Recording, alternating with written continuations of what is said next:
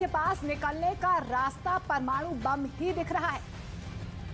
यही वजह है कि पुतिन अब हथियार को और आधुनिक बनाने में जुटे दिख रहे हैं। दूसरी ओर ज़ेलेंस्की पुतिन के परमाणु बम वाले इशारे को समझ रहे हैं, इसलिए जल्दी से जल्दी अमेरिका वाले पेट्रियट मिसाइल सिस्टम की तैनाती चाहते हैं, जिससे कीव को पूरी तरीके से बचाया जा सके।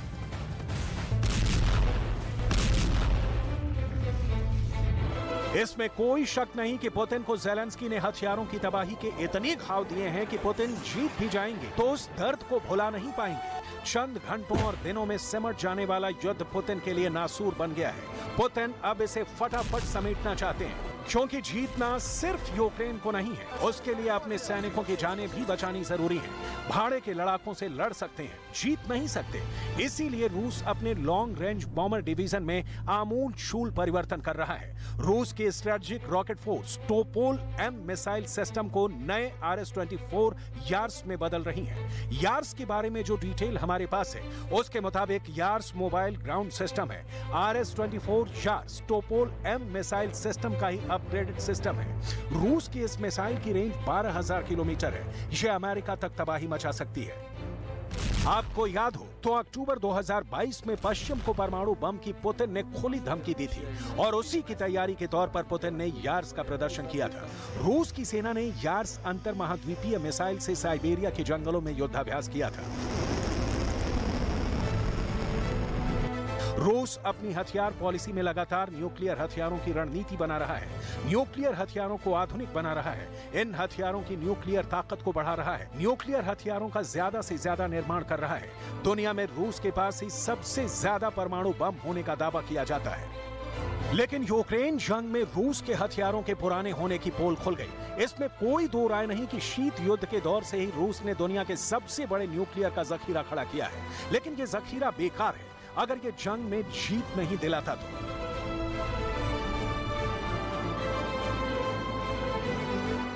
लिहाजा पुतिन ने हथियारों के लिए नए टास्क फोर्स का गठन किया है। लॉन्ग रेंज एविएशन डिवीजन यानी एड को अत्याधुनिक बनाया जाएगा। एड के पास ही रूस के न्यूक्लियर से लैस बॉम्बर की तैनाती की जिम्मेदारी है। अब इसमें लगे जवानों को नए तौर तरीकों के मुताबिक ट्रेंड किया जाएगा। युद्ध में पुतिन की मुश्किल को समझिए। रूस में सेना की भर्ती से लोगों में नाराजगी। 3 लाख सेना भर्ती की, लेकिन खेरसोन हार गए। बखमुत को बर्बाद कर दिया, लेकिन उसके पहले क्राइमिया वाला कर्च ब्रिज उड़ा दिया गया। काला सागर में रूस का रक्षक मोस्कोवा डुबो दिया गया। लाख समझाने के बावजूद ज़ेलेंस्की को पश्चिमी देश लगातार हथियार सप्लाई कर रहे हैं। अमेरिका यूक्रेन को समझाने की जगह हथियार और डॉलर देकर और प्रोत्साहित कर रहा है। पुतिन के परमाणु बम की धमकियों का कोई असर नहीं हो रहा। फंसे पुतिन के पास निकलने का रास्ता परमाणु बम दिख रहा है। इसी का संकेत मिल रहा है पुतिन के हथियारों को और अत्याधुनिक बनाने के मकसद के पीछे।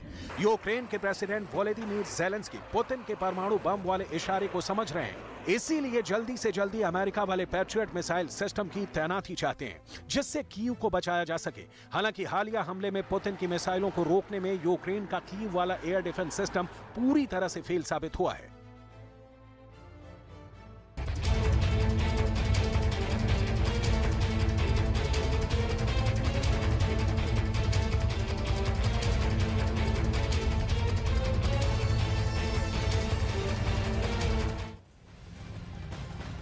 यूक्रेन युद्ध उस दौर में लड़ा जा रहा है जब अमेरिका और रूस एक दूसरे के आमने सामने हैं। शीत युद्ध के बाद ये सबसे भीषण लड़ाइयों में से एक है, क्योंकि यहाँ पर तीसरा दावेदार चीन भी है, जो पुतिन के साथ खड़ा नजर आ रहा है। लिहाजा आशंका तो ये जताई जा रही है कि दुनिया आगे भी जंग में जलने वाली है।